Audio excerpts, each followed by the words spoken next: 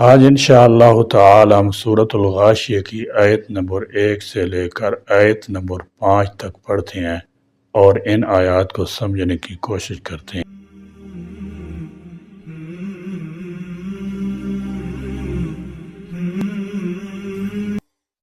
سورۃ الغاشیہ کا تعارف۔ اس سورہ کا نام سورۃ الغاشیہ ہے۔ اس کی پہلی آیت میں غاشی کا لفظ مذکور ہے، اسی سے سورہ کا نام ماخذ ہے۔ یہ سورہ بھی مکی زندگی میں ہجرت سے پہلے نازل ہوئی۔ اس سورہ کا مرکزی مضمون اور بنیادی مضمون اثبات معاد یعنی اثبات قیامت، مسئلہ قیامت، حشر و نشر اور احوال وغیرہ۔ اس کی 26 آیات ہیں۔ یہ سورہ 92 الفاظ اور 381 حروف پر مشتمل ہے۔ ربط و مناسبت۔ یہ سورت بھی بالاتفاق مکیہ ہے۔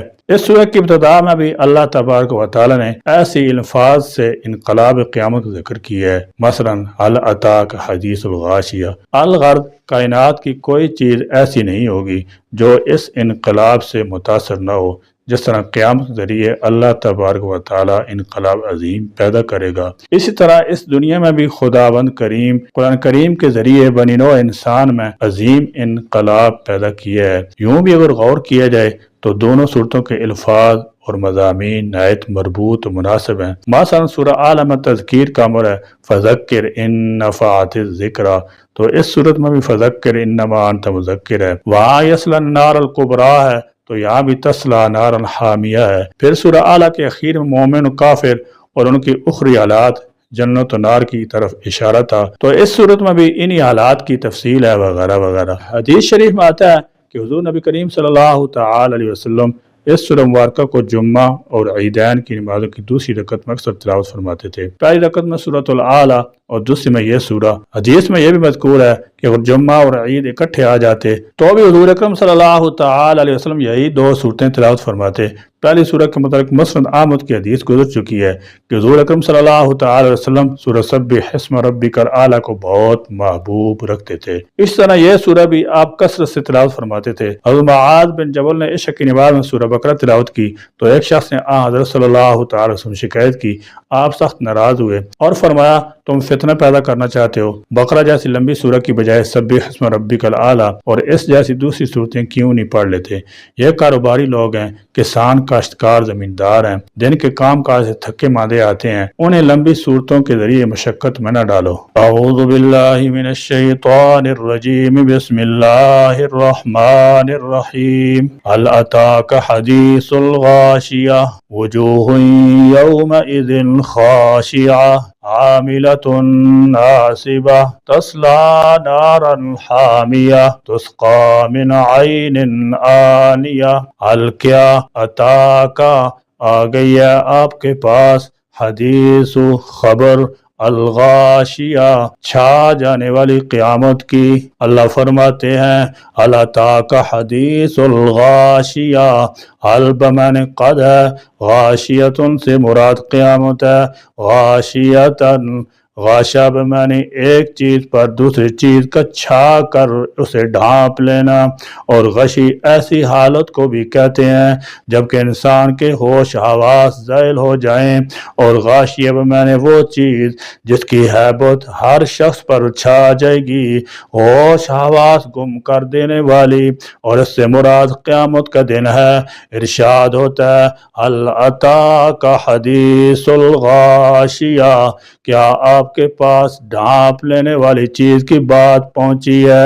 غاشیہ سے مراد ڈھانپ لینے یا چھپا لینے والی چیز قیامت ہے، وہ ہر چیز پر چھا جائے گی، کوئی چیز اس سے متاثر ہوئے بغیر نہیں رہے گی۔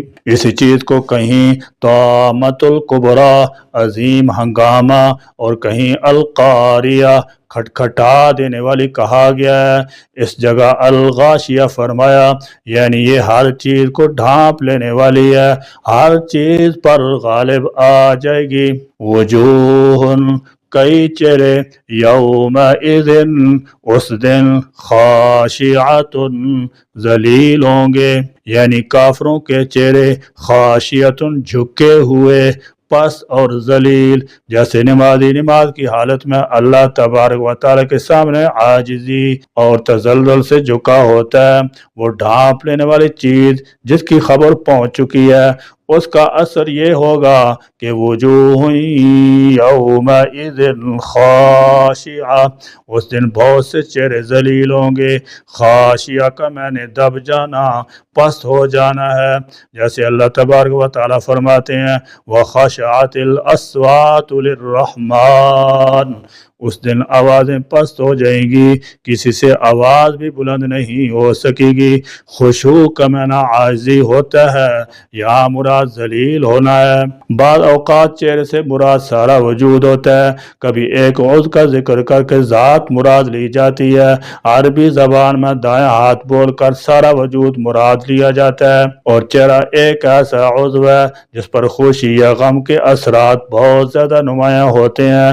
اسی لیے اللہ تبارک و تعالیٰ نے مختلف مقامات پر فرمایا بعض چہرے سیاہ ہوں گے، بعض سفید ہوں گے اور ان پر خوشی چھائی ہوئی ہوگی، بعض مسکرانے والے چہرے ہوں گے۔ اسی طرح فرمایا اس دن بہت سے چہرے خاشعہ یعنی ذلیل ہوں گے۔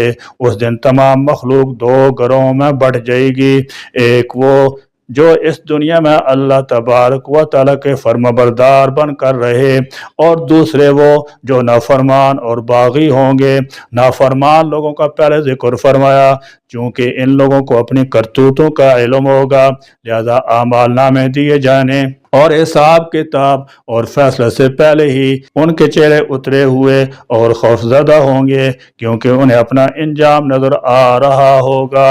عاملۃ، عمل کرنے والے، ناصبہ، تھک جانے والے۔ ناصبتن کے معنی تھک کر چور ہو جانا، یعنی انہیں اتنا پر مشقت عذاب ہوگا کہ اس سے ان کا سخت برا حال ہوگا۔ اس کا ایک دوسرا مفہوم یہ ہے کہ دنیا میں عمل کر کر کے تھکے ہوئے ہوں گے، یعنی بہت عمل کرتے رہے ہوں گے، لیکن وہ عمل باطل مذہب کے مطابق یا بدعات پر مبنی ہوں گے، اس لیے عبادات اور اعمال شاقہ کے باوجود جہنم میں جائیں گے۔ چنانچہ اسی مفہوم کی روح سے حضرت ابن عباس رضی اللہ تعالی عنہما نے عاملۃ ناصبہ سے نصارہ مراد لی ہے۔ امام ابن کثیر نے بیان کیا ہے کہ ابو عمران جونی کہتے ہیں حضرت عمر رضی اللہ تعالی عنہ شام کے سفر کے دوران ایک گرجے کے قریب سے گزرے، آپ نے اس گرجے کے پادری کو آواز دے کر باہر بلایا۔ جب حضرت عمر رضی اللہ تعالی عنہ نے پادری کو دیکھا تو رونے لگے۔ لوگوں نے رونے کی وجہ پوچھی تو انہوں نے فرمایا کہ اس پادری کو دیکھ کر مجھے قرآن پاک کی یہ آیات یاد آ گئیں، عاملۃ ناصبہ تصلی نارا حامیہ، یعنی اس دن بڑی محنت اور ریاضت کرنے والے تھکے ہوئے لوگ ہوں گے، بڑی چلہ کشی کرتے تھے مگر فکر صحیح نہیں تھی، ایمان کی دولت سے محروم تھے، لہذا دوزخ میں جائیں گے۔ ان میں ہندوؤں کے بڑے بڑے جوگی، عیسائیوں کے پادری، بدھ بخشو سے خالصہ کی ریاضت کام نہیں آئے گی، سید ہے، جہنم میں جائیں گے۔ پہلی سورہ میں آ چکا ہے قد افلح من تزکا، فلاح تو وہ پائیں گے جنہوں نے تزکیہ حاصل کر لیا، جنہوں نے اپنے باطن کو کفر و شرک سے پاک نہیں کیا، جن کا عقیدہ صحیح نہیں ہے، بڑی سی بڑی عبادت بھی ان کو جہنم میں لے جائے گی جب ایمان کی دولت نصیب ہوگی، کیونکہ پہلا نمبر ایمان کا ہے۔ ان الذین آمنوا کے بعد اعمال کا درجہ آتا ہے، عامل الصالحات، اگر ایمان نہیں تو اعمال کس کام کے، سب ضائع جائیں گے، کوئی فائدہ نہیں ہوگا۔ الغرض حضرت عمر اس پادری کو دیکھ کر اس لیے روئے کہ اس قسم کی عبادت گزار بھی دوزخ میں جائیں گے، اور پھر ان کے ساتھ کیا سلوک کیا جائے گا، اسی محنت مشقت کی وجہ سے وہ تھک کر چور ہو جائیں گے۔ اور بعض نے اسے دنیا سے متعلق کہا ہے اور مطلب یہ بیان کیا ہے کہ وہ دنیا میں محنت اور ریاضت کر کے تھک چکے ہوں گے، لیکن ان کے نیک اعمال بھی شرک یا کسی دوسری وجہ سے برباد ہو جائیں گے، تو ایسے لوگ بھی اپنے انجام سے سخت خوف زدہ ہوں گے۔ تسلا، وہ جلیں گے، نارن، آگ میں، حامیتن، بھڑکتی ہوئی، تسلا نارن حامیہ، ایسے لوگ بھڑکنے والی آگ میں داخل ہوں گے۔ خامیہ بھڑکنے والی یا جوش مارنے والی کو کہتے ہیں، لہذا اس آگ کی گرمی جھیلنا پڑے گی جو دنیا کی آگ سے 70 گنا تیز ہے، اور مشقت کی صورت قیامت کے دن اس طرح ہوگی کہ وہ آگ کے پہاڑ پر چڑھیں گے، اتریں گے، جس مال سے زکوٰۃ نہ دی ہوگی اس سونے چاندی کے پترے بنا کر ان کی پسلیاں پیشانیاں داغی جائیں گی، ان کے جانوروں کے بدن میں سینگ گھونپیں گے اور انہیں پاؤں سے روندیں گے۔ یہاں مشقت کی چند صورتیں بیان ہوئی ہیں، ان کے علاوہ نہ جانے وہ لوگ کیسی کیسی مشقتیں اٹھائیں گے۔ تسقا وہ پلائے جائیں گے، من عین ایک چشمے سے، آنیتن کھولتے ہوئے پانی۔ فرمایا تسقا من عین آنیہ، انہیں پینے کے لیے کھولتا ہوا پانی دیا جائے گا۔ ایسے پانی کو کون پی سکتا ہے جو گرم ہو کر کھولنے لگے؟ دوسری جگہ میں فرمایا کہ دوزخی لوگ پیاس کی شدت سے مجبور ہو کر اس پانی کا ایک گھونٹ پیئیں گے تو وہ آنتوں کو جلا دے گا اور کاٹ کر پھینک دے گا، اس قدر سخت پانی ہوگا جو اہل دوزخ کو پینا پڑے گا۔ اس آیت کا خلاصہ یہ ہے کہ جہنمیوں کو جب پیاس لگے گی تو انہیں گرم چشموں کا پانی پلایا جائے گا جو ان کے اندرونی حصوں کو جلا کر رکھ دے گا، اور کھانے میں انہیں کانٹوں کی خوراک دی جائے گی جو پیٹ میں آگ لگا دے گی۔ اس لیے فرمایا تسقا من عین آنیہ۔ الہی تمام مسلمانوں کی جان و مال اور عزت آبرو کی حفاظت فرما، جن میں صاحب و علام کا انہیں سامنا ہے ان سے نجات عطا فرما۔ ہمارے وطن عظیم کو اندرونی بیرونی خطرات اور سازشوں سے محفوظ فرما۔ ہر قسم کی دہشت گردی، فتنہ و فساد، خون ریزی، قتل و غارت گری، لوٹ مار اور تمام حادثات سے ہم سب کی حفاظت فرما۔